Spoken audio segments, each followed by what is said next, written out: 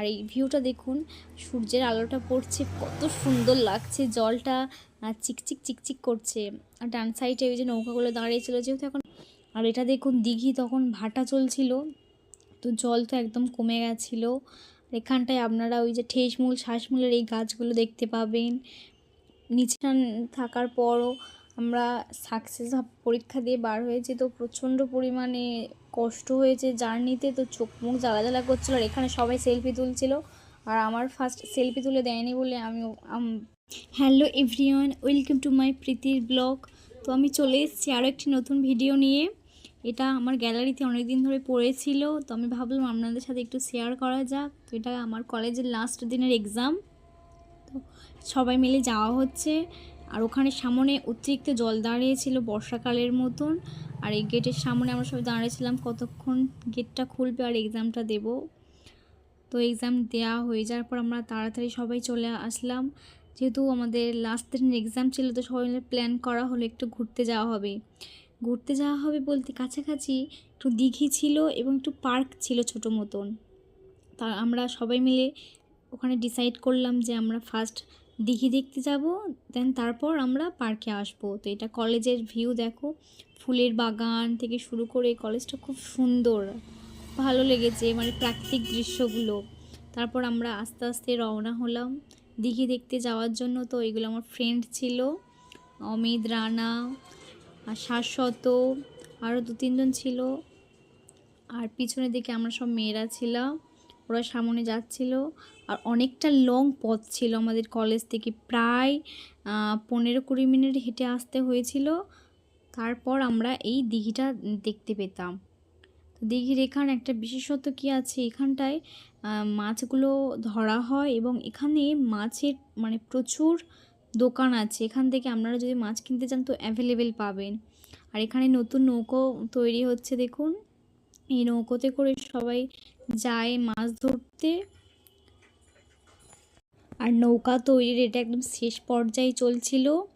ওপরের কাঠের জিনিসপত্রগুলো লাগানো হচ্ছিল, আর নিচে যেই থাকে না দুথাক নৌকা টাইপের, নিচের দিকে বসে ওপরে এসে আবার মাছের যে ধরার যে ব্যাপারগুলো হয় সেটা চলছিল তখন। আর এটা দেখুন দিঘি, তখন ভাটা চলছিল, তো জল তো একদম কমে গেছিলো। এখানটায় আপনারা ওই যে ঠেসমূল শ্বাসমূলের এই গাছগুলো দেখতে পাবেন নিচে নামলে। তো আমরা ওপর থেকে দেখছিলাম পোলের, আর এই পোলের এই সাইড থেকে ডান সাইড থেকে গেলেন একটা জটার মন্দির আছে পুরনো দিনের, খুব সুন্দর দেখতে, পুরনো দিনের আমলের মন্দির। আর এই ভিউটা দেখুন, সূর্যের আলোটা পড়ছে, কত সুন্দর লাগছে, জলটা চিকচিক চিকচিক করছে। আর ডান সাইডে ওই যে নৌকাগুলো দাঁড়িয়েছিল যেহেতু এখন ভাটা চলছে, তো তাই মাছ ধরতে যাওয়া হয় বন্ধুরা। তারপর চলে আসলাম আমরা পার্কতে। তো পার্কের ফার্স্ট এটা এন্ট্রির মুখ, তো এখানটায় 5 টাকা করে টিকিট ছিল। আমরা ওখানটায় গিয়েছিলাম প্রায় 15-20 জনের মধ্যে। তো এখানে 5 টাকা করে টিকিট আমরা কেটে নেওয়ার পর রওনা হলাম সামনের দিকে। তো আমরা ফার্স্ট ভাবলাম হয়তো অনেক কিছু দেখার থাকবে, তো সেরকম কিছু ছিল না এখানটায়। ফার্স্ট স্টার্ট হচ্ছে তো তার জন্য, তো আগে নাকি ফুল টুল অনেক ছিল, যেহেতু এটা একদম বর্ষারও সময় নয় আর গরমের সময়ও নয়, শীতের কালে যে ফুলগুলো হয় সেই ফুলগুলোও ছিল না ওখানটায়, গাছগুলো ছিল। তো সারাদিন পরীক্ষা দেওয়ার পর তো প্রচণ্ড টেনশান থাকার পরও আমরা সাকসেস পরীক্ষা দিয়ে বার হয়েছি, তো প্রচণ্ড পরিমাণে কষ্ট হয়েছে জার্নিতে, তো চোখ মুখ জ্বালা জ্বালা করছিলো। আর এখানে সবাই সেলফি তুলছিল, আর আমার ফার্স্ট সেলফি তুলে দেয়নি বলে আমি ফ্রেন্ড অমিত, ওকে আমি একটু ডিস্টার্ব করতে গিয়েছিলাম, তো আমাকে ডিস্টার্ব করতে দেয়নি, মাথা ধরে ঠেলে দিয়েছে, বলে তুই যাবে এখান থেকে, এরকমভাবে। আমি তো ক্যামেরার সামনে গিয়ে ওকে খুব ডিস্টার্ব করছে। তারপরে এই যে দেখুন, এইগুলো হচ্ছে ফার্ন জাতীয় গাছ, পানা এগুলো বড় বড়। তো এখানটায় খুব সুন্দর জলে ফার্ন জাতীয় গাছগুলো ছিল। আমি আবার দ্বিতীয়বার ওকে ডিস্টার্ব করতে গিয়েছিলাম, তখন আমার মাথায় করে মেরেছে এবং আমি ওখানে পড়েও যাচ্ছিলাম ক্যামেরার দিকে তাকিয়ে থাকতে থাকতে। বল চলে যায় এখান থেকে, আমাকে ডিস্টার্ব করবি না। আমাকে কেউ ফটো তুলে দিচ্ছিল না, তার জন্য আমি ওকে একটু ডিস্টার্ব করেছি। তো এইরকম খুনসুটি বন্ধুদের সাথে চলতে থাকে। তারপর ওখান থেকে আমরা বার হয়ে চলে আসলাম, যেহেতু ওটা অনেকটা বড় এরিয়া ছিল, তো আমাদের পুরোটা তো ঘোরা সম্ভব ছিল না, তার জন্য ওই বাম সাইড থেকে আমরা একটু গিয়েছি, আবার আমরা ব্যাক করে ডান সাইড থেকে একটু গিয়েছি। তো কেউই হাঁটতে পারছিল সারাটা দিনের মানে জার্নি করার পর, যে 50 মিনিট আমাদের গাড়ি করে যাওয়া, তারপর এই সাইড থেকে ট্রেনে করে যাওয়ার পর যে কষ্টটা, তো মানে তারপর আবার আমরা 2 ঘন্টা এক্সাম দিলাম। এই যে জায়গাটা বসার নতুন জায়গা হচ্ছে, তো এখানে কাজ চলছিল। তো আমি বলবো আপনারা চাইলে এখানে ঘুরে আসতে পারেন।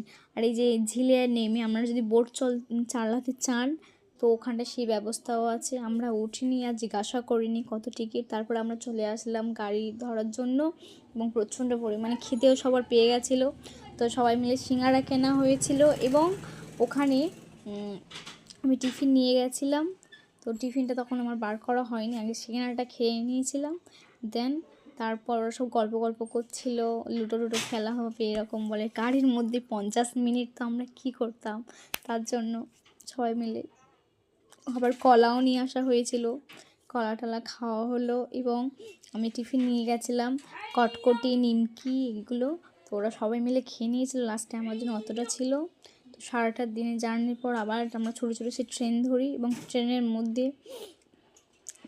ট্রেনের মধ্যে যে এনার্জিটা আমার একদমই নেই, মনে হচ্ছিল যে আমি যদি এখানে একটু ঘুমানোর জায়গা পেতাম তো আমি একটু ঘুমিয়ে নিতাম। এতটা কষ্ট, এতটা মানে সারাদিনে যে জার্নি, কদিন পর পর পুরো একদম যাওয়া, তো প্রচণ্ড কষ্ট। তারপর আমার স্টেশন চলে আসলো। তো আপনারা অবশ্যই কমেন্টে জানাবেন যে পার্ক এবং দিঘিটা আপনাদের কেমন লেগেছে। আজ এতটাই, আপনারা ভালো থাকবেন, সুস্থ থাকবেন, এবং আবার পরের ভিডিওতে আপনাদের সাথে দেখা হচ্ছে। Thank you so much.